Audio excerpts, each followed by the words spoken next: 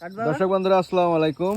এই যে গাছ কিভাবে জিও ব্যাগে রোপণ করতে হয় সেটা দেখাবো। আমরা যখন করে নার্সারি থেকে গাছ পাঠাই, আপনারা রিসিভ করার পরে এই যে প্যাকেটটা দেখতে পাচ্ছেন যে কেটে দিচ্ছে, এই প্যাকেট আপনাদেরকে প্রথমত কেটে দিতে হবে, ঠিক আছে।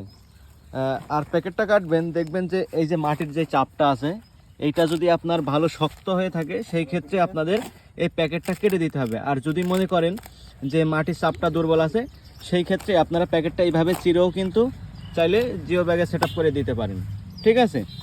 তো আপনারা এইভাবে প্যাকেটটা কাটিং করে এইভাবেও ডাইরেক্ট বসাই দিতে পারেন। আবার মনে করেন যদি প্যাকেটটা ভালো হয়ে থাকে সেই ক্ষেত্রে এটা খুলেও দিতে পারেন। তো এটা হচ্ছে কাউ ফলের গাছ, দেখেন কি পরিমাণ ফল সেট হয়ে যাচ্ছে। এই যে ফল সেট হয়ে গেছে কাউ ফলের গাছ। এখন আমরা প্যাকেটিং করে আপনাদের দেখাবো আসলে চারা কিভাবে রোপণ করতে হয়।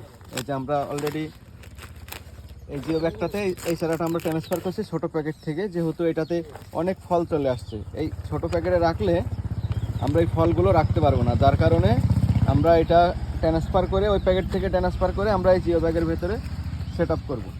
আমাদের ওই সাইডে আরেকটাও গাছ রয়েছে, এইটাও আমরা ট্রান্সফার করব।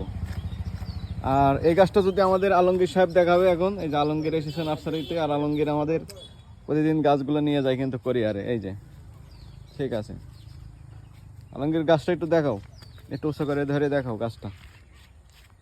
অনেকগুলা ফল আছে না এই গাছে? অনেক ফল আছে আর গাছটা অনেক সুন্দর ঝোপালো গাছ। এগুলো হচ্ছে কাউফল গাছ। তো এই কাউফল গাছ কিন্তু আপনারা ফল সহকারে আমাদের রায়পুর এগ্রো নার্সারি থেকে নিতে পারবেন। আর এগুলা গাছের ফল হ্যাঁ অনেক ছোট, দুই হাত গাছে, কিন্তু 2 হাত গাছে অনেকগুলা ফল আছে, এটাতে অনেকগুলা ফল সেট হয়েছে অলরেডি। 2 হাত গাছে কিন্তু অনেক ফল। এই যে ফল সেট হয়েছে, এই যে এখানে ফল সেট আছে, এখানে সেট আছে, ঠিক আছে। আর গোড়া থেকে কিন্তু ফল আছে, গোড়ার থেকে ফল হয় এগুলার। এই যে এখন আমরা হচ্ছে গাছ ট্রান্সফার করে দেবো আমরা জিও ব্যাগে।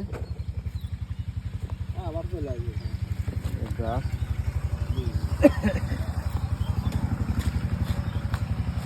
এইভাবে সিম্পলভাবেই কিন্তু গাছ রোপণ করতে হয়। আসলে গাছ রোপণ করতে হলে অনেকে বলে যে অনেক কিছু করতে হয়, আসলে তেমন কোনো কিছু না। গাছ স্বাভাবিকভাবে কিন্তু রোপণ করলেই হয়।